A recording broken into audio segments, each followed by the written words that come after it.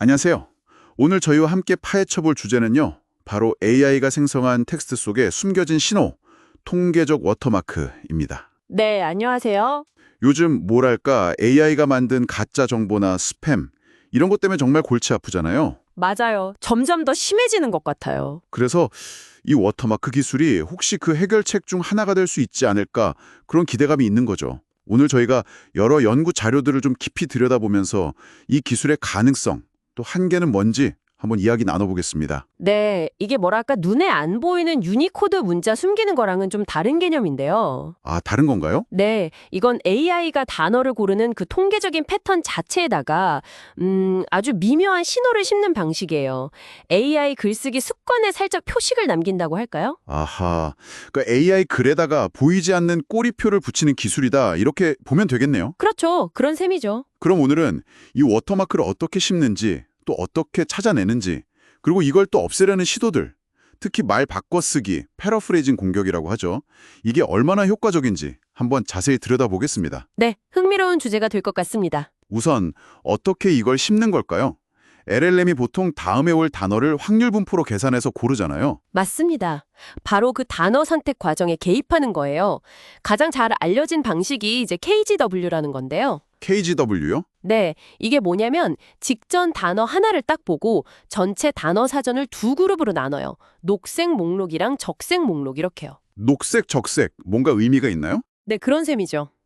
글을 생성할 때 이 녹색 목록에 있는 단어들의 그 로짓 점수라고 하는 확률 값에다가 아주 약간의 가산점, 델타라고 부르는데 이걸 줍니다. 아, 살짝 유리하게 만들어주는 거군요. 그렇죠. 그러면 녹색 단어가 뽑힐 확률이 아주 미묘하게 높아지는 거예요.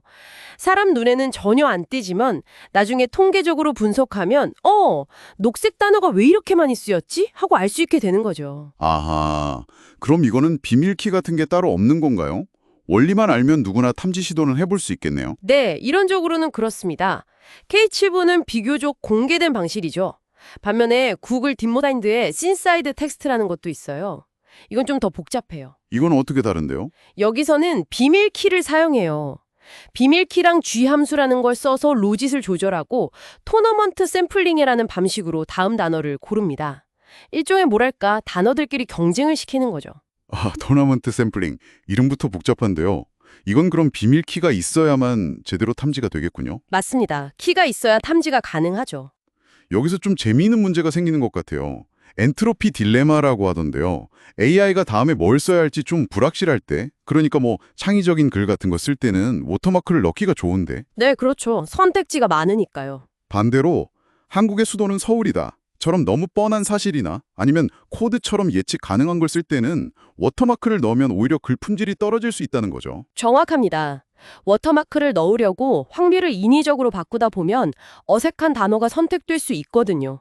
낮은 엔트로피 상황에서는요. 그리고 글의 자연스러움과 이 추적 가능성 사이에서 줄타기를 해야 하는 거네요. 네, 맞아요. 너무 강하게 넣으면 글이 이상해지고 약하게 넣으면 나중에 공격받으면 쉽게 지워지거나 찾기 어려워지니까 그 적절한 균형점을 찾는 게 중요합니다. 자, 이렇게 워터마크를 심었다면 이걸 찾아내는 건 어떻게 할까요? 탐지 과정은요? 기본적으로는 생성 과정의 역순이라고 보시면 됩니다. KWG 방식처럼 키가 없는 경우엔 주어진 텍스트에서 녹색 목록 단어가 얼마나 많이 쓰였는지 보는 거예요. 아, 그냥 세어보는 건가요? 단순히 세는 것보다는 통계적 검증을 합니다. Z점수 검정 같은 걸 써서 이 텍스트에 녹색 단어가 나타난 빈도가 우연이라고 보기에는 너무 높은지, 통계적으로 유의미한지를 따지는 거죠. 그렇군요. 근데 글이 짧으면 좀 어렵겠는데요. 통계적으로 의미를 찾기가. 맞습니다. 그게 KWG 방식의 한계 중 하나로 지적돼요. 짧은 텍스트에서는 탐지 정확도가 떨어질 수 있습니다. 그럼 신스 아이디는 키가 있으니까 더 정확하게 찾을 수 있겠군요. 네, 키를 이용해서 원래 어떤 패턴이 나와야 정상인지를 계산하고 실제 텍스트랑 비교하는 거죠. 그래서 더 정교한 탐지가 가능하고요. 또 재밌는 건 신스 아이디는 결과를 세 가지로 알려줘요. 워터마크 있음, 없음, 그리고 불확실. 아, 불확실. 애매한 경우도 있다는 거네요. 네, 섣불리 판만하지 않겠다는 거죠. 나름 신중한 접근이라고 볼 수 있습니다. 근데 만약에 긴 글 속에 워터마크가 있는 짧은 부분만 딱 섞여 있으면 이거 찾기 진짜 어렵겠는데요? 그렇죠. 그래서 그런 문제를 해결하기 위한 기술들도 나오고 있습니다. 워터시커라던가 GCAR 같은 것들은 전체 텍스트에서 워터마크가 있을 법한 의심스러운 구간을 좀 더 효율적으로 찾아내서 집중적으로 검사하는 방식이에요. 아, 효율성을 높이는 거군요. 네, 탐지 시간을 줄이고 정확도를 높이려는 시도죠. 그런데 이 워터마크, 이게 과연 얼마나 튼튼할까요? 견고성이라고 하던데 누가 막 편집하거나 의도적으로 공격해도 살아남아야 의미가 있을 텐데요. 그게 정말 중요한 문제입니다. 아무리 잘 심어도 쉽게 지워지면 소용이 없으니까요. 가장 흔하면서도 강력한 공격이 바로 다른 LLM을 이용해서 글을 다시 쓰게 하는 패러프레이징 공격입니다. 아, AI한테 다시 써달라고 하는 거요. 네, 문장 구조나 단어를 막 바꿔버리면 원래 워터마크가 만들어놨던 그 미묘한 통계적 패턴이 깨져버리는 거죠. 여러 번 반복하면 탐지율이 정말 크게 떨어집니다. 효과가 확실하네요, 공격 측면에서는. 네, 물론 그러면서 글의 원래 의미나 뉘앙스가 좀 달라지거나 품질이 떨어질 위험도 같이 커지긴 하지만요. 더 교묘한 공격도 있다면서요. 디막 같은 건 뭔가요? 그거는 좀 더 표적화된 공격인데요. 워터마크가 적용된 모델에다가 계속 질문을 던져보는 거예요. 어떤 단어를 썼을 때 반응이 다른지 같은 걸 분석해서 KWG 방식의 그 녹색 적색 목록이랑 가산점, 델타 강도를 역으로 추정해내는 거죠. 와, 그렇게도 하는군요. 네. 그리고 나서는 일부러 녹색 단어를 적색 단어로 바꿔치게 해서 워터마크 신호를 약화시키는 겁니다. 정말 창과 방패의 싸움 같네요. 듣다 보니 스푸핑이라는 공격도 있던데요. 이건 또 뭔가요? 워터마크는 그대로 두고 내용만 바꾼다고요? 맞아요. 예를 들어서 원래는 긍정적인 제품 리뷰 글이었는데 워터마크는 그대로 둔 채 그 안에다가 악의적으로 막 비방하는 내용을 슬쩍 비워넣는 거죠. 그런데 워터마크가 탐지되면 그게 왜 문제가 되죠? 만약 워터마크가 너무 견고해서 그렇게 내용이 조작된 걸까지도 이거 우리 모델이 쓴 글 맞네 하고 탐지를 해버리면 어떻게 될까요? 아, 그럼 엉뚱한 글까지 공식 인증해주는 꼴이 되겠네요. 그렇죠. 그러면 오히려 원본 모델을 제공한 회사의 평판에 심각한 해를 끼칠 수 있습니다.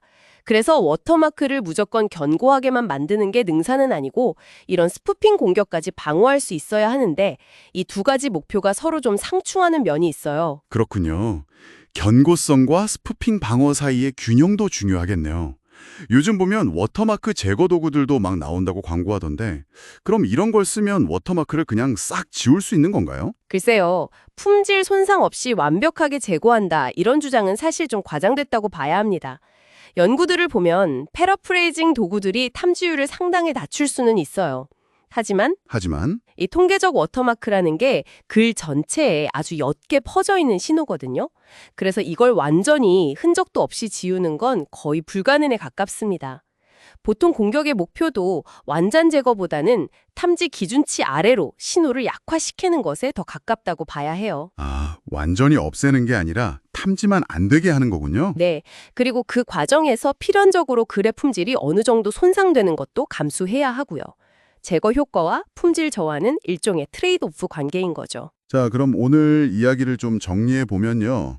통계적 워터마크, 이게 AI가 쓴 글의 출처를 밝히려는 상당히 똑똑한 시도인 건 맞는데 역시 패러프레이징 같은 공격에는 좀 취약하고 네, 그 부분이 가장 큰 약점이죠. 그리고 글이 너무 짧거나 아니면 아주 사실적인 내용만 담고 있을 때는 적용하기 어렵다는 한계도 있고요. 특히 오픈소스 모델에는 이걸 적용하는 게 기술적으로나 정책적으로나 좀 까다로운 면도 있겠네요. 맞습니다. 기술 자체의 완성도도 중요하지만 이게 실제로 효과를 가지려면 얼마나 많은 모델에 광범위하게 도입되는지, 또 이걸 탐지하는 도구가 얼마나 안정적이고 접근하기 쉬운지, 그리고 법이나 정책적인 뒷받침은 어떻게 되는지, 이런 전체적인 생태계가 같이 발전해야 합니다. 워터마크는 여러 해결책 중에 하나일 뿐인 거죠. 네, 기술만으로는 부족하다는 말씀이시네요. 자, 그럼 마지막으로 여러분께 이런 질문을 한번 던져보고 싶습니다. 요즘 보면 누구나 쉽게 글을 바꿔 쓸 수 있는 패러프레이징 도구들이 정말 흔하잖아요. 이런 상황에서 과연 우리는 이 워터마크라는 것을 AI가 만들었다는 확실한 증거로 얼마나 믿을 수 있을까요? 신뢰도의 문제네요. 네, 그리고 더 나아가서 이 AI 시대에 진짜 혹은 원본이라는 개념 자체를 우리는 앞으로 어떻게 다시 생각하고 정의해야 할까요? 한 번쯤 깊이 고민해 볼 만한 문제가 아닌가 싶습니다. 오늘 이야기는 여기까지 하겠습니다. 감사합니다. 네, 감사합니다.